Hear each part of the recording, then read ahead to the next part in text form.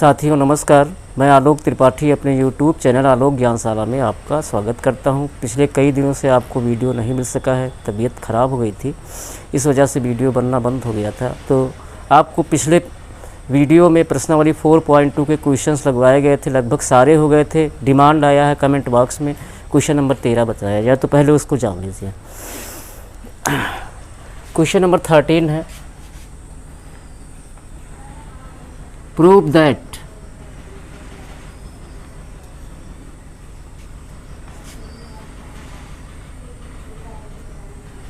Proof करना है determinant of, first रो है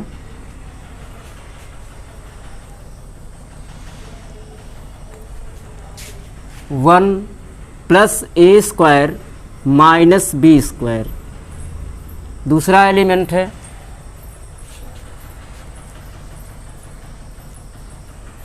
2ab और थर्ड एलिमेंट है माइनस 2b। सेकेंड रो है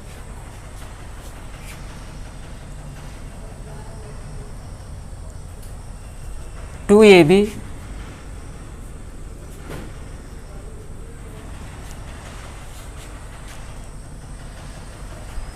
one minus a square plus b square और थर्ड एलिमेंट है सेकेंड रो का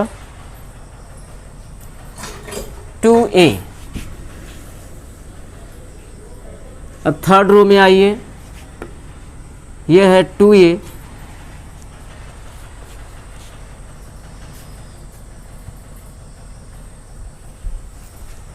है 2b माइनस 2a और थर्ड एलिमेंट है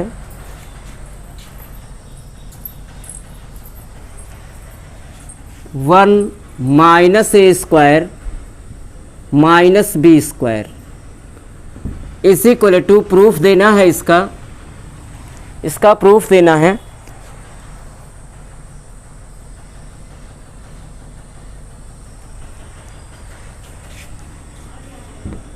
one plus a square plus b square का होल क्यूब। तो ये बोर्ड की दृष्टि से काफ़ी इम्पोर्टेंट क्वेश्चन भी है, छूट रहा था, अच्छा हुआ जो पूछ लिया गया। Very important question.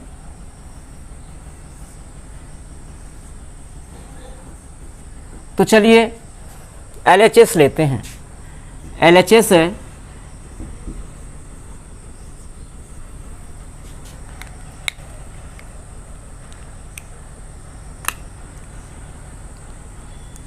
Determinant of 1 plus a square minus b square 2ab minus 2b। Second row है 2ab 1 minus a square plus b square 2a और थर्ड रो है 2b minus 2a 1 minus a square minus b square. एक बार third row को check करता हूं question से।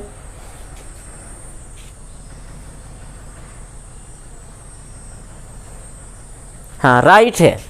अब देखिए इसमें हम क्रिया करते हैं। क्रिया भी आपको बताया गया है कि यदि किसी सारणिक की किसी भी पंक्ति अथवा किसी भी स्तंभ में से किसी दूसरी पंक्ति अथवा किसी दूसरे स्तंभ के संगत अवयवों को जोड़ा या घटाया जाए तो सारणिक का मान अपरिवर्तित रहता है। एक बार फिर सुन लीजिए, यदि किसी सारणिक की किसी भी पंक्ति अथवा किसी भी स्तंभ में से किसी दूसरी पंक्ति अथवा किसी दूसरे स्तंभ के संगत अवयवों को जोड़ा जाए या घटाया जाए तो सारणिक का मान अपरिवर्तित रहता है। तो इस क्रम में देखिए हम क्रिया करते हैं और अपने RHS के तरफ टारगेट रखते हैं कि वो हमको ये व्यंजक हमको मिलता भी रहे, 1 plus a square plus b square. तो इसी को ध्यान रखते हुए इसी के अकॉर्डिंग हमारी जो क्रिया होगी, फर्स्ट क्रिया ध्यान दीजिएगा, C1 मीन्स ये पहला स्तंभ, C1 is such that C1 minus minus BC3, एक क्रिया ये कर दीजिए, आपको मिल जाएगा 1 plus a square plus b square. क्योंकि जैसे हम इसकी बात करते हैं, इसमें हमने b से गुणा किया, 2ab ये घट के 0 हो जाएगा और यहाँ आपको कुछ ना कुछ मिल जाएगा। और इसी को देखते हुए एक क्रिया और, and C2 is such that C2 is such that C2 plus AC3। तो कैसी क्रिया है एक बार ध्यान दीजिए, हमको पहले और दूसरे स्तंभ में क्रिया करनी है। पहले स्तंभ में कौन सी क्रिया करनी है? C1 is such that C1 minus BC3, यानी तीसरे स्तंभ को B से गुणा कीजिए, तीसरे स्तंभ को B से गुणा कीजिए, फिर उसे पहले स्तंभ में से घटा दीजिए। तो पहले यही क्रिया करते हैं, ध्यान दीजिएगा। इज इक्वल टू, इससे सारणिक का मान अपरिवर्तित रहेगा, 2 बार अभी आपको प्रगुण बताया गया है। तो देखिए, is equal to determinant of, अब इसमें हमें घटाना है किसको? पहले स्तंभ में से घटाना है, किसको घटाना है? तीसरे स्तंभ को, लेकिन तीसरे स्तंभ में b से गुणा करने के बाद। तो ध्यान दीजिएगा, घटाइए, 1 plus a square minus b square, घटाना है, इसमें b से गुणा कर दीजिए, माइनस, अब इसमें b से गुणा कीजिए तो माइनस 2b स्क्वायर होगा, यहाँ ऑलरेडी माइनस है तो प्लस 2b स्क्वायर होगा। और इसी के साथ हमारा रिजल्ट यहाँ होगा 1 plus a square plus b square. तो ये हो जाएगा 1 plus a square plus b square. अब इसमें पहले b से गुणा कीजिए तो ये 2ab होगा और 2ab में से घटा दीजिए तो ये 0 दे देगा रिजल्ट इसमें। अब देखिए 2b में से इसको घटाएंगे हम, लेकिन इसमें b से गुणा करने के बाद। तो देखिए, हाँ, 2b में से माइनस कर दो, लेकिन इसमें b से गुणा करने के बाद, तो 2b minus b into 1 minus a square minus b square. एक बार घटाने के बाद रिजल्ट इसका देखा जाए तो ये हो जाएगा 2b minus b plus a square b plus b cube, यही हुआ।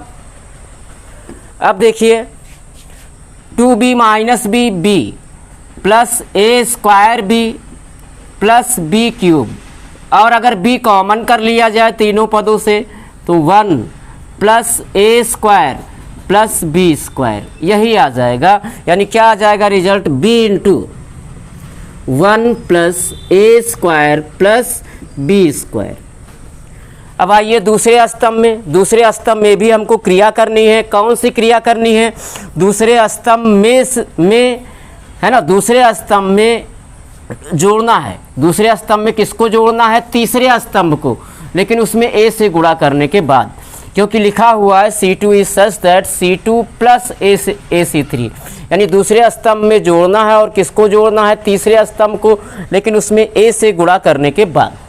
तो a से गुणा कीजिए तो ये माइनस 2ab होगा और ये 2ab है, तो 2ab माइनस 2ab ये तो 0 दे देगा, ओह 0।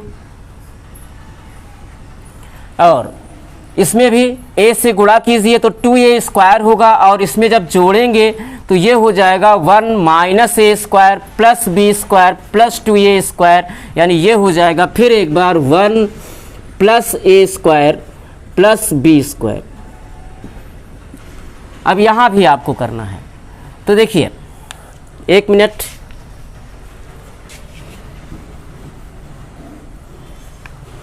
अब माइनस 2a में जोड़ना है इसको, लेकिन इसमें a से गुणा करने के बाद, तो minus 2a plus a into 1 minus a square minus b square. देखो हमको रिजल्ट क्या मिलता है यहाँ से, ये हो जाएगा minus 2a plus a minus a cube minus a b square, minus 2a plus a minus a square minus a cube minus a b square. अगर हम माइनस ए कॉमन करते हैं, तीनों टर्म पॉजिटिव होंगे और यहाँ बचेगा 1 plus a square plus b square, यानी इसका रिजल्ट आया minus A into minus A into 1 plus a square plus b square. और तीसरा स्तंभ तो वैसे ही रहेगा 2b 2a 1 minus a square minus b square. अब ध्यान से देखिए पहले स्तंभ को और फिर उसके बाद ध्यान दीजिए दूसरे स्तंभ को।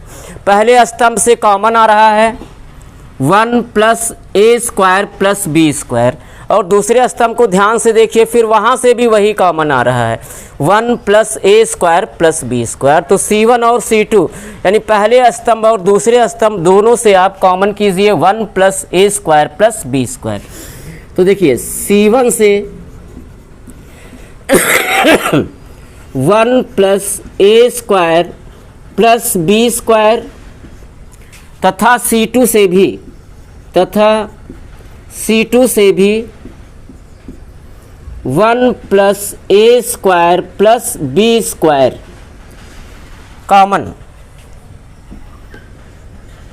कॉमन करते हैं। तो बाहर क्या हो जाएगा 1 plus a square plus b square into, ये तो C1 से कॉमन हुआ, इंटू C2 से भी वही कॉमन है 1 plus a square plus b square into determinant of. अब पहले स्तंभ को पहले भाग कीजिए 1 plus a square plus b square से पहले स्तंभ को डिवाइड कर दीजिए। तो यहाँ आएगा 1 0 b, और दूसरे स्तंभ को भी 1 plus a square plus b square से डिवाइड कीजिए तो रिजल्ट मिलेगा 0 1 माइनस ए, और तीसरा स्तंभ तो वैसे ही रहेगा 2b 2a 1 minus a square minus b square.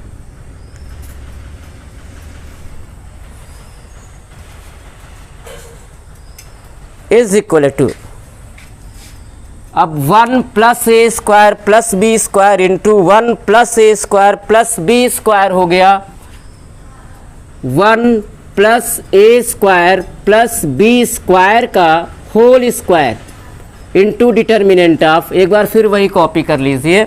तो ये हो गया कॉलम से 1 0 b, सेकेंड कॉलम होगा 0 1 0 1 माइनस ए, और थर्ड कॉलम है 2b 2a और 1 minus a square minus b square. ये आ गया।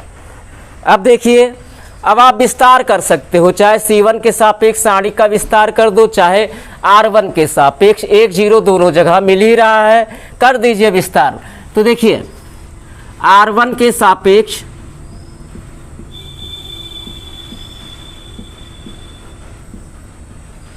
सारणिक का विस्तार, सारणिक का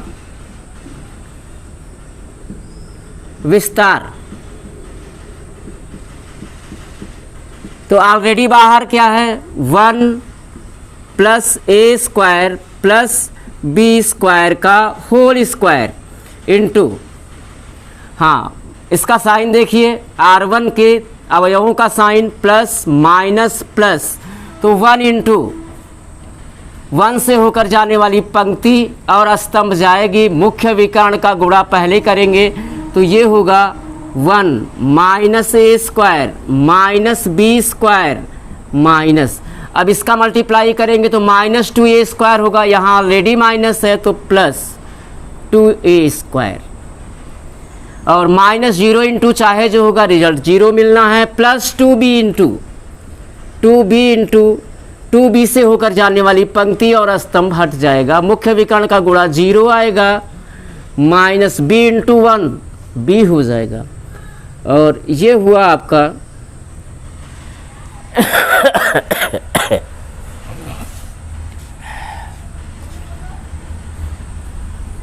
1 plus a square plus b square का होल स्क्वायर इंटू ये हुआ आपका 1 minus a square minus b square plus 2a square, और ये हो जाएगा माइनस 2b स्क्वायर। 1 मिनट कहीं हो रहा है फॉल्ट, तो 2b इंटू पंक्ति जाएगा, स्तंभ जाएगा 0 माइनस b, 2b इंटू पंक्ति गया, स्तंभ गया 0 माइनस b।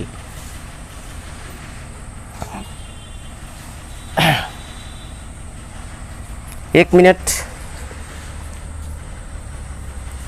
1 0b 0 1 माइनस ए 2b 2a, ओ 2b यहाँ माइनस है, minus 2b minus 2b minus 2b, हाँ तो यहाँ हो जाएगा प्लस माइनस 2b इंटू,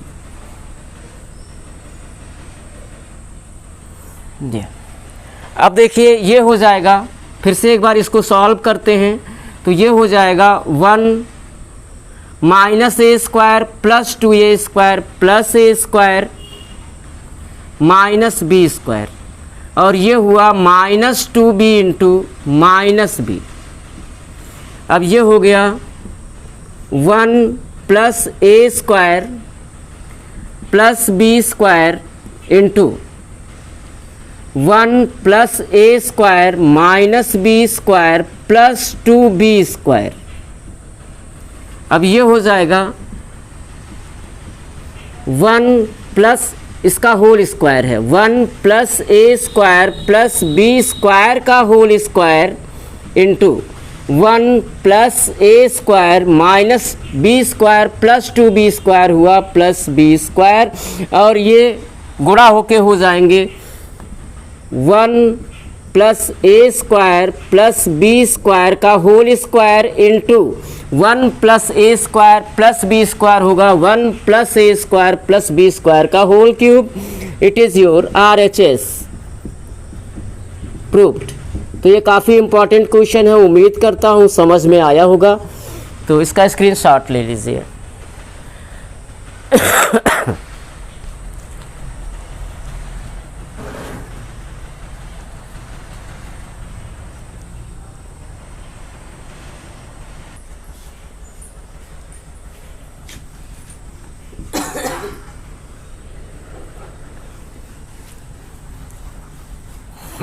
इसी के साथ ये प्रश्नावली एंड होती है। नए प्रश्नावली के लिए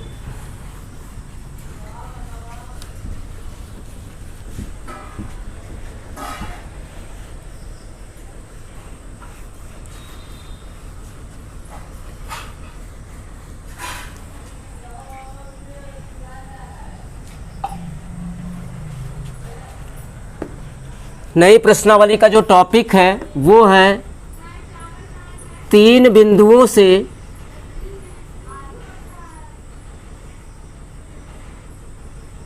अगली टॉपिक जो है वो है 3 बिंदुओं से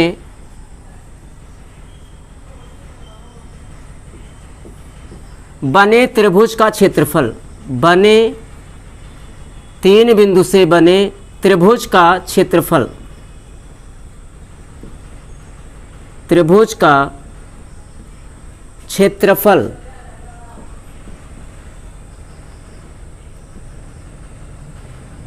अब देखिए 3 बिंदु से बने त्रिभुज का क्षेत्रफल, वो भी सारणिक की सहायता से, सारणिक से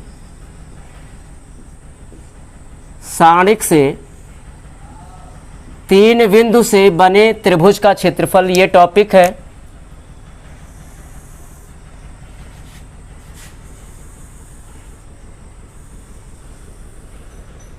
तो फर्स्ट ऑफ ऑल हम फार्मूला देखते हैं। 3 बिंदु से बने त्रिभुज के क्षेत्रफल का फार्मूला, वो भी सारणिक से। तो देखिए 3 बिंदु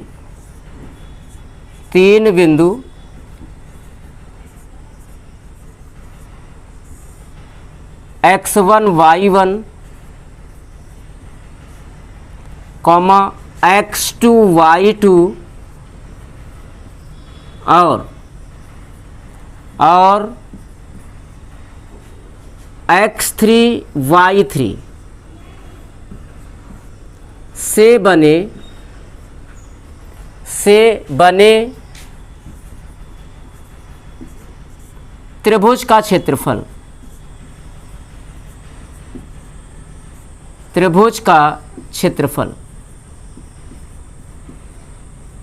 तो ये जो तीनों बिंदु हैं ये संरेख नहीं है, तभी त्रिभुज आपका पॉसिबल होगा। तो ये हुआ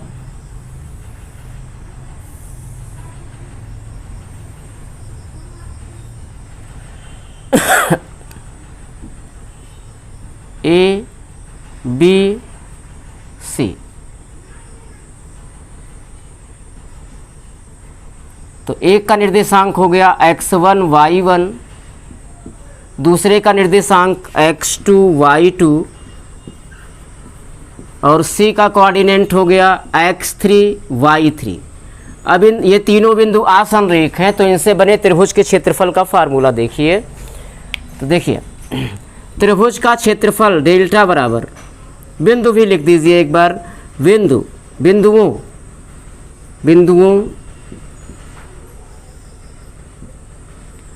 x1 y1 x2 y2 और x3 y3 से बने त्रिभुज का क्षेत्रफल,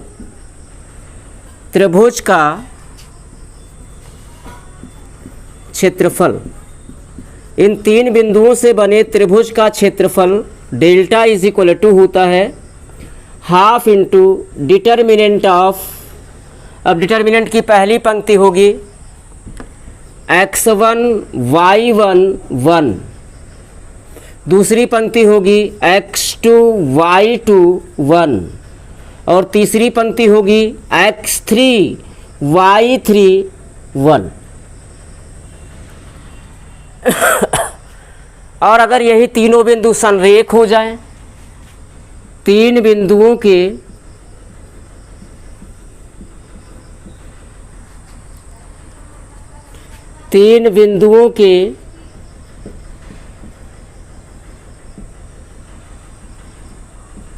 संरेख होने का प्रतिबंध, कोलिनियर संरेख होने का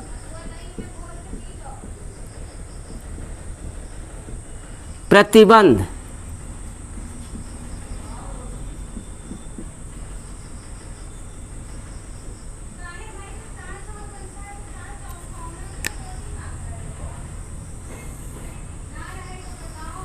देखिए तीन बिंदुओं के संरेख होने का प्रतिबंध क्या होगा। संरेख का मतलब पहले जानिए, कोलिनियर का मतलब जानिए, समरेख का मतलब जानिए।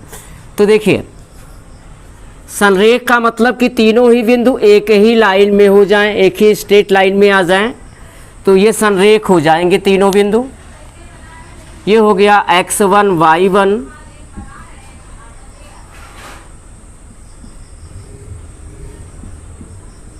ये हो गया x2 y2 और ये हो गया x3 y3।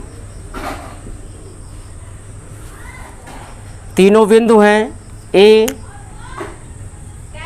B, C। अब अगर ये तीनों बिंदु संरेख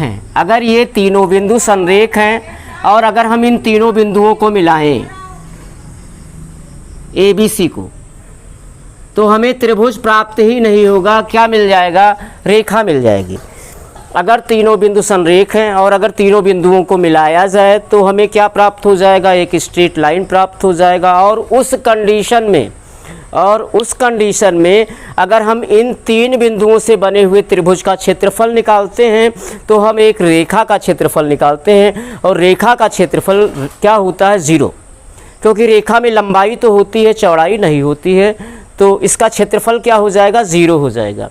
तो ध्यान दीजिएगा फिर से, अगर तीनों बिंदु संरेख हैं, और इन तीनों बिंदुओं से बने त्रिभुज का हम क्षेत्रफल निकालते हैं तो एक रेखा का क्षेत्रफल निकालते हैं। तो उस कंडीशन में इन तीनों बिंदुओं से बने त्रिभुज का जो क्षेत्रफल होगा वो 0 हो जाएगा। तो देखिए बिंदु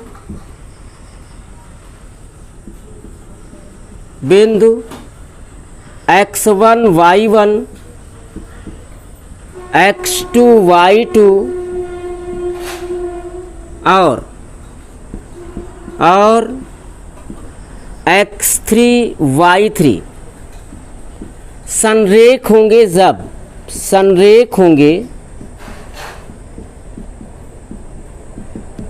जब इन तीनों बिंदुओं से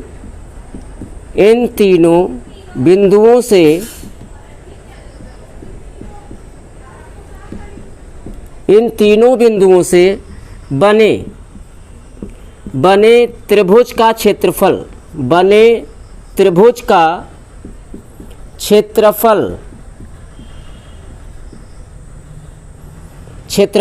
डेल्टा इज इक्वल टू 0 होगा।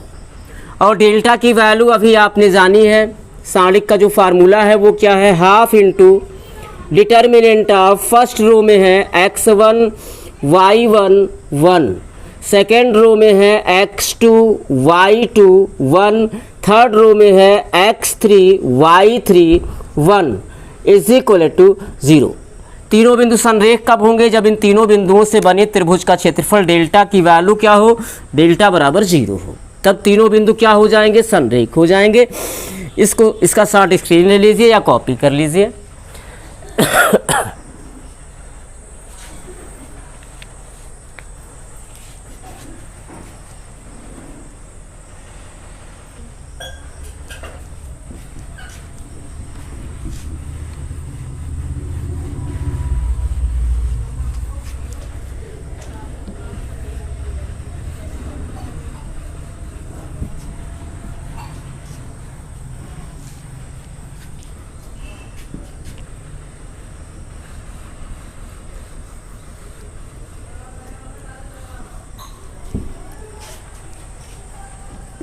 हाँ तो देखिए अभी आपने इसका फार्मूला देखा जो कि काफ़ी इजी था, तो इसके क्वेश्चन भी काफ़ी इजी निकलेंगे आपके। तो प्रश्नावली लगाइए। प्रश्नावली है 4.3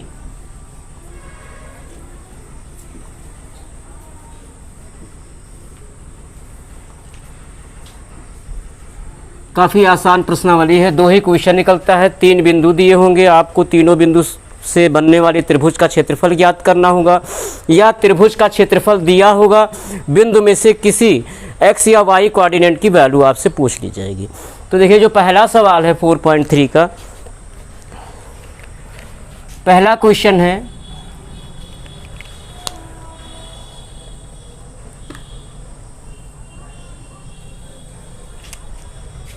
त्रिभुज का क्षेत्रफल ज्ञात कीजिए।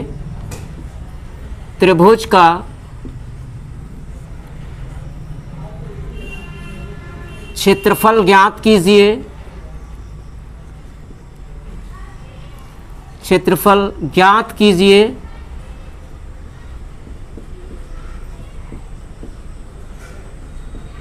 जिसके शीर्ष बिंदु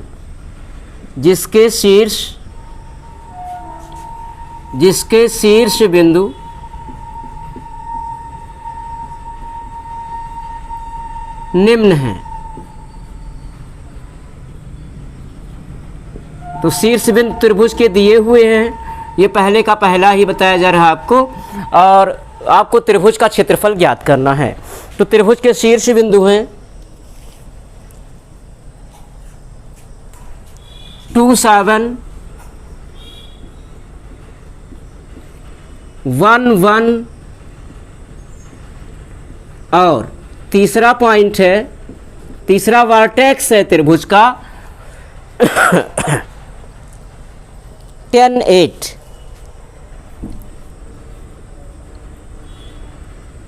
इन्हीं तीनों बिंदुओं से बने त्रिभुज का क्षेत्रफल ज्ञात करना है। तो देखिए फार्मूला बहुत ईजी है, उसी फार्मूले में इसको रख दीजिए और त्रिभुज का क्षेत्रफल ज्ञात कर लीजिए। तो देखिए बिंदुओं बिंदुओं 2 7 1 1 और 10 8 से बने त्रिभुज का क्षेत्रफल, से बने त्रिभुज का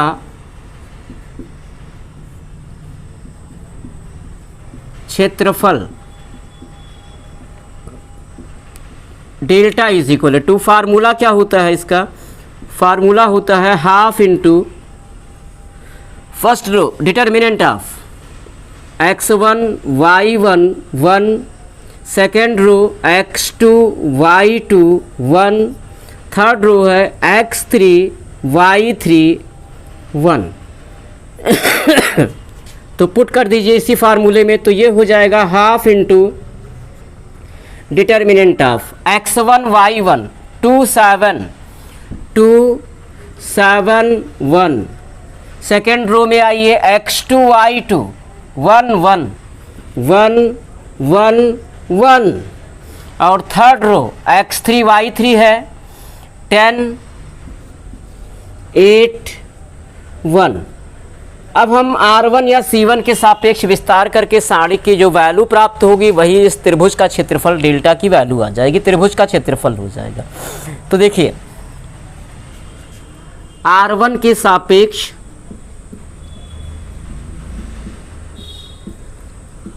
साड़िक का विस्तार, साड़िक का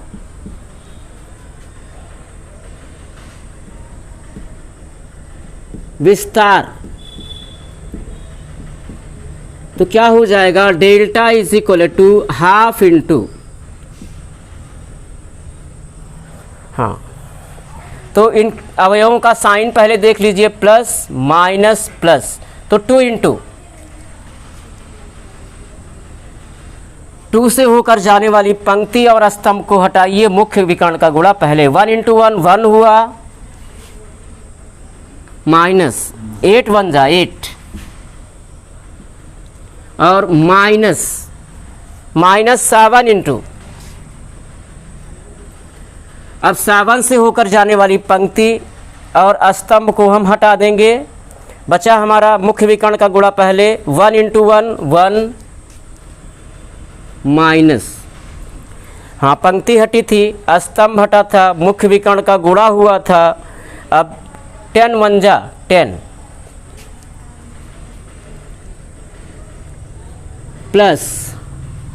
प्लस 1 इंटू 1 से होकर जाने वाली पंक्ति और स्तंभ को हटाइए, 8 1 जा 8, माइनस 10 1 जा 10। अब इसी को सॉल्व कर लेते हैं, तो ये हो जाएगा half into 2 into 1 minus 8 minus 7 into 1 minus 10 minus 9 plus 1 into minus 2। अब इसी को सॉल्व करते हैं, तो ये हो गया हाफ इंटू 2 7 जा 14 माइनस 14, और माइनस माइनस का मल्टीप्लाई प्लस 9 7 63 हो गया, और माइनस 2, यानी ये हुआ half into minus 14 minus 2 minus 16 plus 63, solve it. तो ये हो गया हाफ इंटू, माइनस कर दीजिए, 13 में से 6 घटाएंगे 7, और 5 में से 1 घटाएंगे 4, कितना आ गया ये 47/2 वर्ग मात्रक क्षेत्रफल है, इसकी इकाई होगी वर्ग मात्रक या वर्ग इकाई, यही डेल्टा की वैल्यू हो जाएगी। That's answer. तो आज के लिए इतना ही। उम्मीद करता हूँ आपको ये वीडियो पसंद आया होगा। अगर आपको ये वीडियो पसंद आया है तो इसे लाइक कीजिए, सब्सक्राइब कीजिए, और आगे के वीडियो को जानकारी प्राप्त करने के लिए बेल आइकन को दबाइए। Thank you.